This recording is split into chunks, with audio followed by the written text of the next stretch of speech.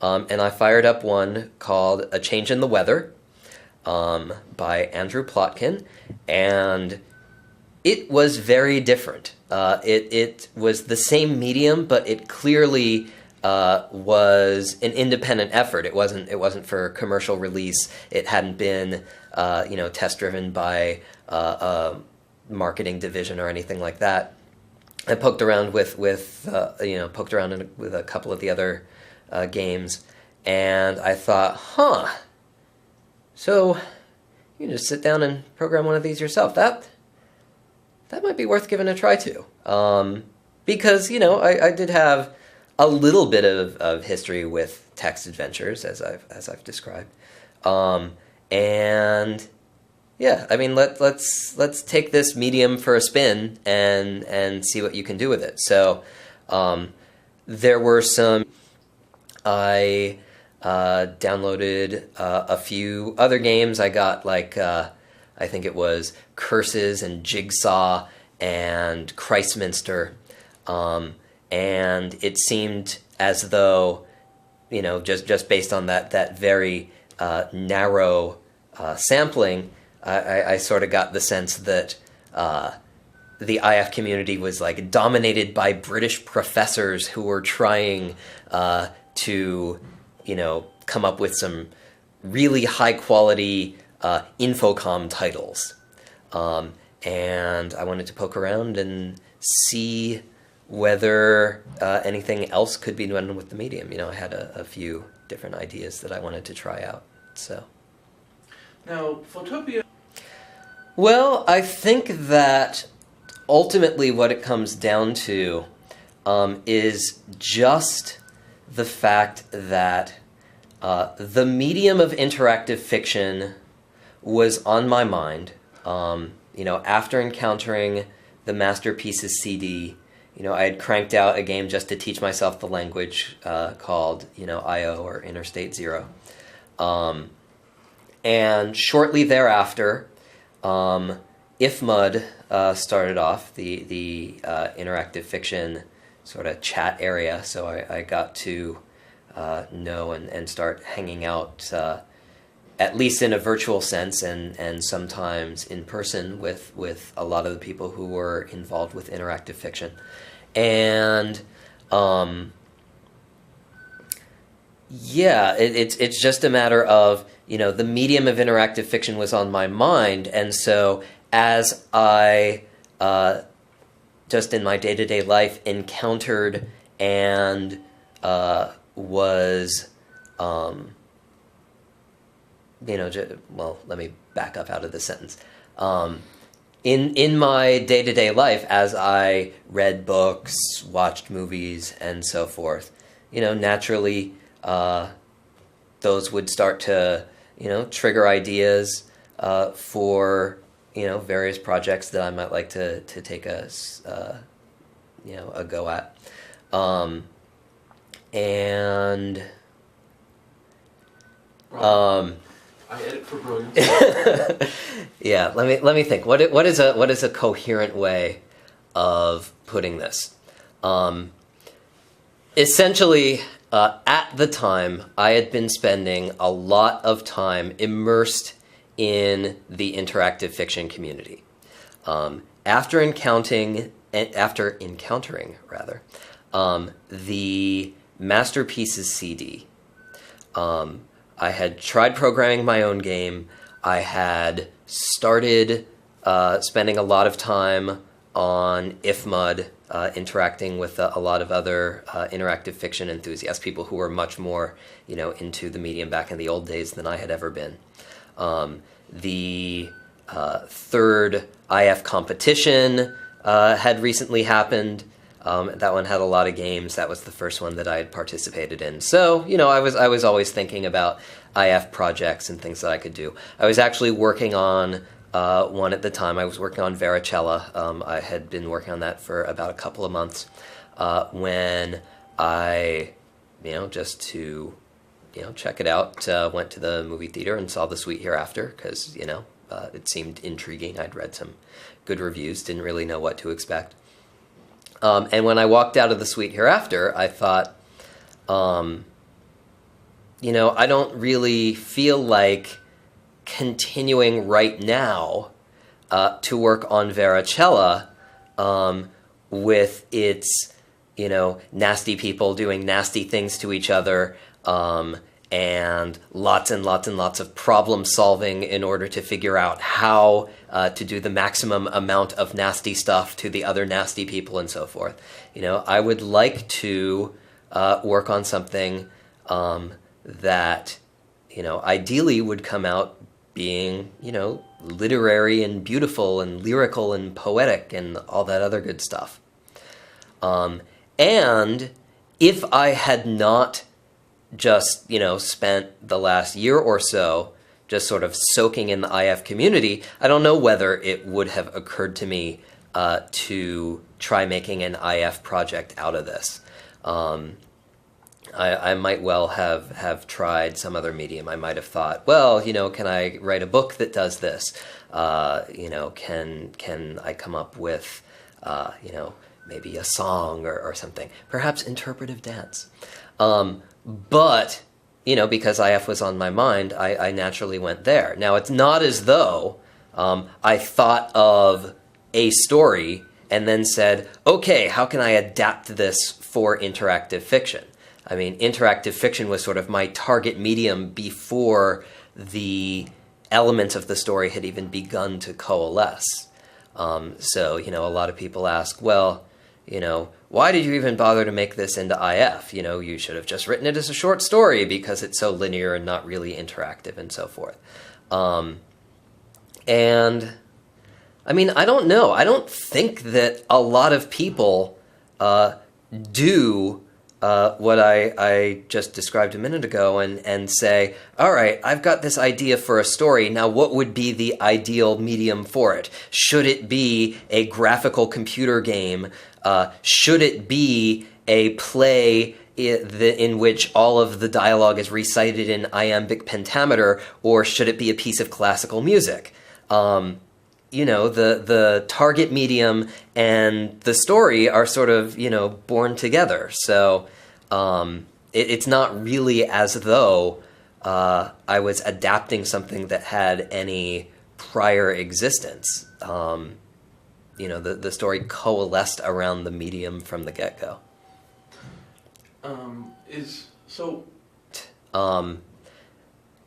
The way that I described it earlier, when I said that, I walked out of the Sweet Hereafter and I wanted to, come up with something that was, more literary and trying to be beautiful rather than something that's full of puzzles and trying to be a challenging game. It's not like I just sort of, made up a story trying to produce an emotional reaction. It's like when I thought about, what is it that I have within myself to share with people. One of the things that I wanted to, try to evoke was the feeling of my own sister's death back, many years ago. And so, to the extent that people were moved by Allie's death, it wasn't just me saying, haha, score, I managed to produce this emotional effect. Look at what a master of the, literary arts I am. I did feel as though, I was sharing, a pretty deep part of my emotional life with people, and the fact that Photopia and the medium of interactive fiction allowed me to do that in a way that a lot of other media couldn't, is pretty significant when I think back about on the things that I've done, creatively speaking. And then as far as the more, creatively speaking. And then as far as the more, philosophical and narratological aspects, absolutely one of the things that I was interested in was what can you do with this medium aside from solving puzzles? And a couple of things are, one, and this is more important where Photopia is concerned, is the idea of participation and complicity. Complicity, especially with what Lucian was talking about, vis-a-vis whether you can get out of the car at the beginning of the program. You may not actually save Allie, but at least you are not as directly complicit as somebody who is actually in the vehicle that kills her. But also, on the flip side, all of the people who have positive interactions with her, to make Allie not just someone you're reading about, but not just someone who is important to these other people, but someone who is important to you as you are inhabiting this character. So to that degree, interactive fiction allows a level of participation that isn't really possible in a lot of other media. And then the issue about Sherlock and character. So to that degree, interactive fiction allows a level of participation that isn't really possible in a lot of other media. And then the issue about Sherlock and the ability that while Sherlock is recounting the plot, you can poke around with the items on his desk. That's something that I am absolutely fascinated by, and what a lot of my other projects revolved around is that I'm not interested in puzzle solving, but I am interested in wandering around in somebody else's world and sort of opening the drawers and pushing over the vases to see what reaction I get and so forth. And that's pretty neat. And then just, narratologically speaking, another way to think about interactive fiction is even in a project that is on rails, as they say, the script might already have been written. Every word that the program produces was hardwired into the code by the author.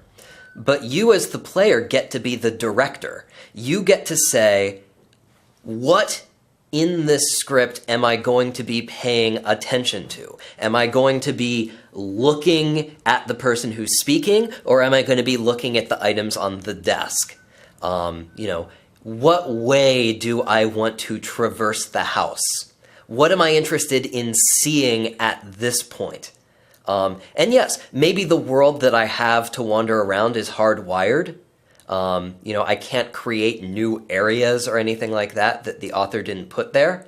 But I get to decide what to pay attention to. I get to decide how long to spend in this place or that. And I think that is also a fairly powerful way to participate, even in a story that some people would describe as being tied to a chair, having someone shout the plot at you. 2 more questions. Okay. First one is, you can't say... That's the story. The ending, it is what it is. So it's not as though I was sitting in my chair thinking, all right, so on the one hand, I could make it so that it's possible for the player to save Allie. On the other hand, I could make it so that it's impossible. What do I think would be the most effective? Never did anything like that. Never even considered the possibility of coming up with some set of commands that would leave you happily ever after. And why not? Because that just wasn't the story. I didn't consider that any more than I would have considered, anything else that would have been entirely random. When people ask, did you consider having an option for an option in which the player could have saved Allie, it sort of feels like, did you consider having a guest appearance by the ghost of Adlai Stevenson or something? It's like, no, that's not the story. So. And the last question is, what do you, fiction, either as an author or a player? You know? Well, yeah, I think I'll answer the first one. Okay. Which is, basically, right now it's the end of 2007. I was an active participant in the IF community from basically the very beginning of 1997 until the very end of 2003. And then I decided to take a hiatus from IF, partly because of the way that I didn't like the way that the community had evolved. I noticed that some of the people who it's how to phrase this. I'm tempted to say my generation, the people who were active in the interactive fiction community when I first discovered it back at the end of 96 and beginning of 97. Those people and I would mutter to each other about how all of a sudden there were these kooks popping up who were making trouble, and then in the early to mid 2000s there came a point that I took a step back and I realized it's not just kooks who are interfering with the regulars. Now the kooks are the regulars. So I didn't really want to participate in that aspect anymore. It was just, something that I would read the news group and I just decided, I just want to walk away from this. But the other thing is the way that my work had evolved. The last major project that I released was a program called Narcolepsy. And I have been extremely lucky in the reaction that I've received to my work. Like the very first program that I released was this little trashy little Cinemax late night comedy piece, I.O. Interstate Zero, that I really just threw together to teach myself the informed language, and then just sort of released because that's what you do. Wanted to see what people would make of it, and the reaction was hugely positive, and all of a sudden it was all that people were talking about on the news group for a while. It won some awards. I was stunned.